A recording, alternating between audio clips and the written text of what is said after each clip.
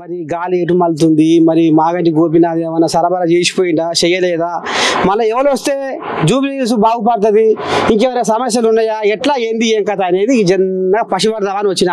ఏం చెప్తావు తల్లి? ఏ పార్టీ వస్తే ఎవరు వస్తే బాగుంటుంది అంటావు, ఎవరు వస్తే మళ్ళీ ఇక్కడ షెడ్డో పడ్డో కొద్దిగా మళ్ళా మున్పట్లకి అవుతుంది అంటావు, మున్పు మంచిగా అయిందా కాలేదా?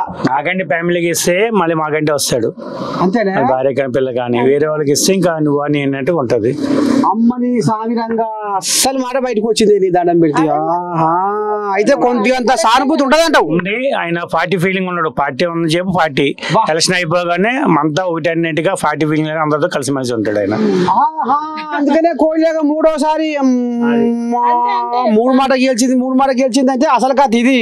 అయితే ఎలక్షన్ల వరకే రాజకీయం, తర్వాత అందరు నా వాళ్ళే అన్నట్టుగా. అమ్మా అంతే కదా మరి, అంతే అలా చేసుకుని పోతాడు ఆయన. అయితే మరి ఇప్పుడు ఒకవేళ మరి బీఆర్ఎస్ లో కూడా కొన్ని కోయిలాగలు అప్పుడే దశ కూడా వరిసాయి, నేనంటే నేనే అని లోపల కథ నడుస్తుంది. అంటే అన్ని పార్టీలలో ఉంది, కాంగ్రెస్ లో ఉంది, బీజేపీలో ఉంది, బీఆర్ఎస్ లో ఉంది.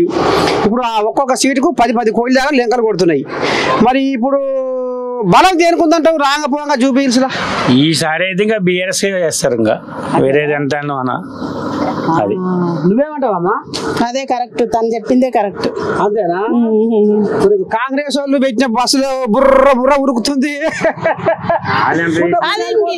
ఏదో పెట్టిరు కాబట్టి పోతున్నాం అంతే, ఇంకేముంటది. ఇక మామూలే ఉన్నంత వరకే, ఆయన లేకపోతే ఉండదు అంతే. వాళ్ళు ఏం పెట్టినా ఏం చేసినా ప్రేమ ఎక్కడ ఉందో అదే ఉంది. మొత్తానికి అయితే బీఆర్ఎస్ అంటారు. ఫ్రీగా అంటే ఎవరైనా ఎక్కడ ఉంటది కదా, మామూలుగా డబ్బులు అయితే మనం వచ్చినప్పుడు మన డబ్బులే ఉంటాయి, ఇంకేముంటది. అమ్మా అసలు కథ మాత్రం బయటకు వచ్చింది.